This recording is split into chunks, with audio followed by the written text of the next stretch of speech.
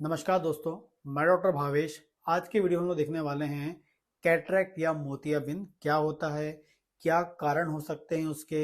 इसके अलावा कैटरैक्ट को से बचने के लिए हमें क्या उपाय करने, कौन से हमें डाइट या न्यूट्रिएंट हमें लेने चाहिए, कौन से फूड मटेरियल लेना चाहिए। और साथ में मैं आपको एक होम्योपैथिक दवा भी बताऊंगा जो वेरी इफेक्टिव है कैटरैक्ट को ठीक करने में या उसको रोकने के लिए इम्पॉर्टेंट रोल प्ले कर सकती है। तो जो कैटरैक्ट है एग्जैक्टली ये डिजीज है या बीमारी है लेंस, आंखों में लेंस होते हैं उसकी बीमारी होती है। जब कभी भी कोई कैटरैक्ट बोल रहा है इसका मतलब है वो आंखों की बीमारी, तो लेकिन आंखों में किसकी बीमारी है? लेंस की डिजीज है। नॉर्मली जो हमारी बॉडी में जो आंखों में लेंस होते हैं वो ट्रांसपेरेंट होते हैं। इसके अलावा कैसे होते हैं? बाई कॉनकेव होते हैं।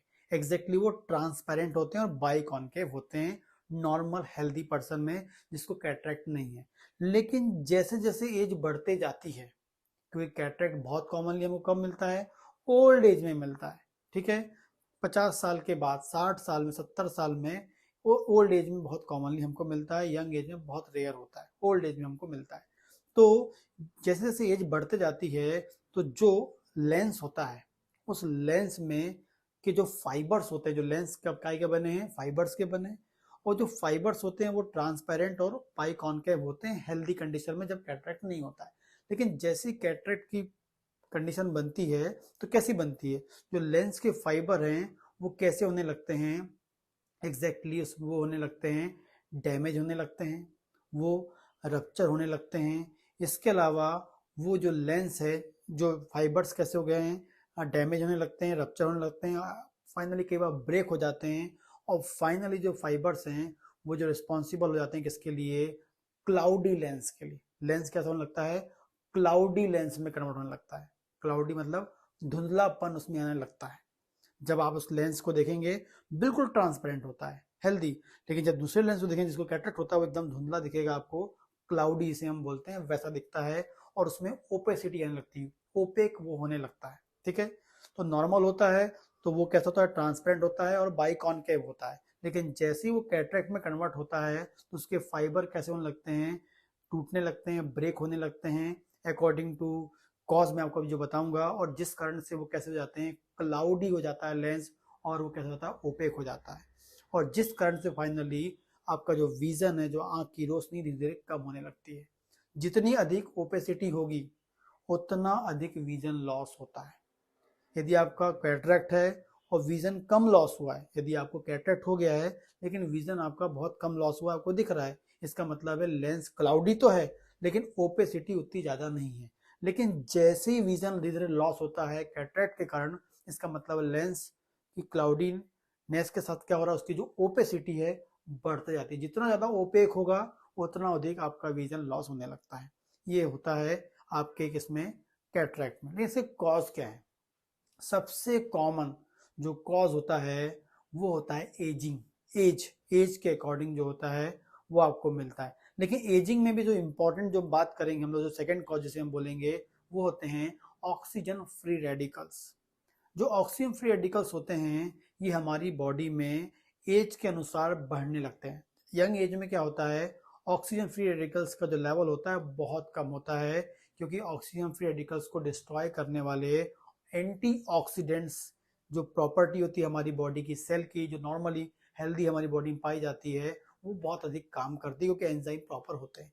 लेकिन जैसे जैसे एज बढ़ते जाती है तो आपकी जो एंटीऑक्सीडेंट प्रॉपर्टी है, मतलब जो ऑक्सीजन फ्री रेडिकल्स को मारने की जो प्रॉपर्टी है, वो धीरे धीरे कम होने लगती है, जिस कारण से ऑक्सीजन फ्री रेडिकल्स की संख्या हमारी बॉडी में बढ़ती है। और वो जब ऑक्सीजन फ्री रेडिकल हमारी बॉडी में बढ़ते हैं तो इनका काम होता है सेल को डैमेज करना, फाइबर्स को डैमेज करना। और बहुत कॉमनली वो हमारे आई के लेंस के फाइबर्स को डैमेज कर सकते हैं। तो ये बहुत कॉमन कॉज होता है। मतलब जैसे जैसे आपकी एज बढ़ती है तो आपकी बॉडी के अंदर ऑक्सीजन फ्री रेडिकल्स का लेवल बढ़ेगा, क्योंकि आपकी बॉडी में एंटीऑक्सीडेंट प्रॉपर्टी कम हो गई है। इस एंटीऑक्सीडेंट प्रॉपर्टी को बढ़ाने के लिए आपको बाहर से न्यूट्रिएंट अभी लेने पड़ेंगे, मैं आपको बताऊंगा अभी आगे जाके। सेकेंड कॉज ये हो गया।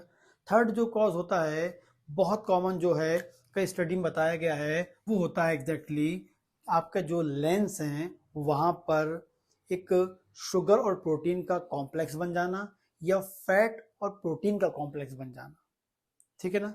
ग्लाइकेशन बोलते हैं इसे हम लोग, ग्लाइकेशन प्रोसेस बोलते हैं। एग्जैक्टली इसमें क्या होता है, जब आपके लेंस में प्रोटीन, शुगर और प्रोटीन का कॉम्प्लेक्स बन जाएगा या फैट और प्रोटीन का कॉम्प्लेक्स बन जाता है, जिससे क्लाउडीनेस आपको कह सकते हैं हमको मिलती है और ओपेसिटी बढ़ती है। ये तीसरा कॉज होता है, ठीक है। अगली बात करते हैं, एजिंग मैंने आपको बताया।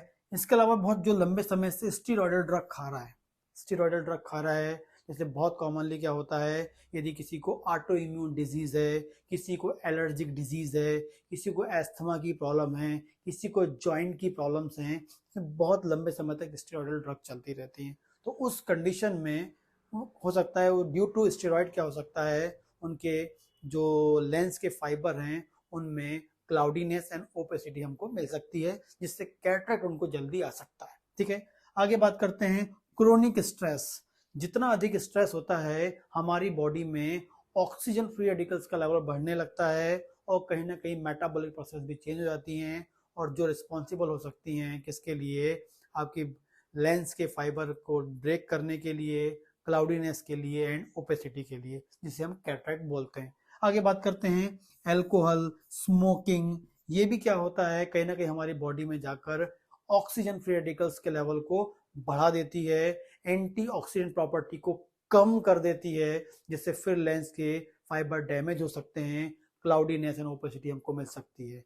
और लास्ट हम बात करेंगे हाई लेवल ऑफ शुगर, मतलब डायबिटीज जो होती है वो भी रिस्पॉन्सिबल होती है, क्योंकि जो है मैंने आपको बताया कि जब लेंस में शुगर और प्रोटीन का कॉम्प्लेक्स बना, जब शुगर ज्यादा होगा तो प्रोटीन से मिलकर वो कॉम्प्लेक्स फॉर्म कर सकता है। डायबिटीज के पेशेंट में बहुत कॉमनली हमको मिलता है कैटरेक्ट की प्रॉब्लम। इतनी कुछ कॉमन प्रॉब्लम्स होती हैं जिसमें हमको मिलता है, लेकिन बहुत कॉमनली आपको ये ओल्ड एज में ही मिलेगा। लेकिन आपको कैटरेक्ट से बचना है तो आप उसके लिए क्या कर सकते हैं।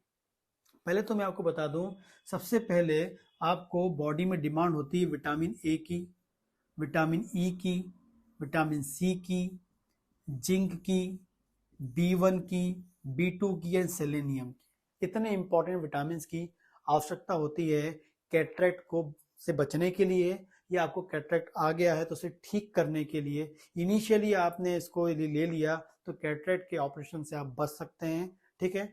लेकिन कैटरेक्ट से बचना चाहते हैं आप तो इन न्यूट्रिएंट की आवश्यकता होती है। अब इन न्यूट्रिएंट को अलग से आपको नहीं लेना है, कोई टैबलेट फॉर्म में नहीं लेना है, इसको आप डाइट में ले सकते हैं। और जो मैं बताने वाला सिंपल, वो डाइट को अपनी लाइफ में ऐड कर लीजिए, आपको ये न्यूट्रिएंट मिलते रहेंगे, ठीक है। सबसे पहले यदि आप नॉन वेजिटेरियन है तो रोजाना एक उबला अंडा, डेली एक उबला हुआ बॉइल्ड एग ले लें, येलो पार्ट भी व्हाइट पार्ट भी ले लें, उसमें सब आपको मिल जाएगा, जितने मैंने आपको बताए पूरे के पूरे मिल जाएंगे।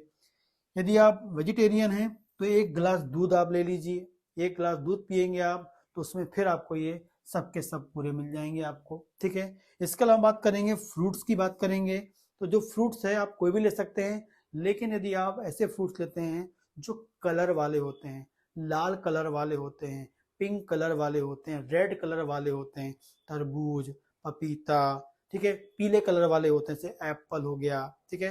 तो ये आप फ्रूट्स आप कोई भी ले सकते हैं, लेकिन यदि कलर वाले आप फ्रूट्स लेंगे तो उसमें आपको स्पेसिफिकली विटामिन ए आपको उसमें मिल जाएगा, और साथ में पूरे न्यूट्रिएंट तो मिलेंगे ही मिलेंगे, और साथ में स्पेसिफिक आपको मिलेंगे क्या, एंड जो आपके ऑक्सीडेंट को मारने वाले जो एंटीऑक्सीडेंट्स होते हैं वो मारे, मतलब जो ऑक्सीडेंट आपकी बॉडी में बन रहे हैं उनको किल करने के लिए एंटीऑक्सीडेंट्स भी आपको फ्रूट से लगातार मिलेंगे। इसके अलावा आप ले लीजिए ग्रीन वेजिटेबल्स, ग्रीन वेजिटेबल्स लेंगे, उसमें लार्ज नंबर में मिनरल्स होते हैं, विटामिन होते हैं, न्यूट्रिएंट्स होते हैं।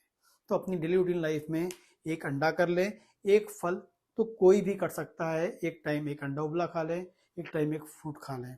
जो वेजिटेरियन है एक गिलास दूध रात में पी लें, सुबह के टाइम में फ्रूट्स खा लें, यही वो ऐड कर लेते हैं, बहुत ही असरदार आपका बॉडी में न्यूट्रिएंट मिलते रहेंगे और कैटरेक्ट से आप बचे रहेंगे। और यदि आपको कैटरेक्ट की इनिशियल स्टेज है, कैटरेक्ट आपको डायग्नोस हो गया है और डॉक्टर अभी बोल रहा है कि अभी अभी आपको वेट करना है, एकदम अभी आपको डायग्नोस हो गया है, तो उस कंडीशन में ऑपरेशन से भी यदि आप बचना चाहते हैं तो एक दवा है, आप यूज कर सकते हैं होम्योपैथी में, Calcarea floor, Calcarea floor 12x, Calcarea floor 12x आपको लेना है, कैलकेरिया फ्लोर रिकम भी बोलते हैं या कैलकेरिया फ्लोर आप बोलेंगे। 12x ले लीजिए, जिसकी 4 गोली सुबह, 4 गोली दोपहर, 4 गोली शाम, लगातार आपको कम से कम 90 दिन 90 डेज 3 महीने आपको लेना पड़ेगा, तब जाके इसका आपको रिजल्ट मिलेगा। लेकिन साथ में आपको डाइट भी फॉलो करनी है, तब दोनों का कॉम्बिनेशन के साथ आपका रिजल्ट परफेक्ट आएगा और आप कैटरेक्ट से बच पाएंगे। एंड कैटरेक्ट के जो ऑपरेशन है उससे भी आप बहुत हद तक इससे बच पाएंगे। यदि कोई क्वेश्चन आप मुझे कमेंट कर सकते हैं, और इस प्रकार के यदि वीडियो आप देखना चाहते हैं तो मेरे चैनल को सब्सक्राइब कर सकते हैं। नमस्कार दोस्तों।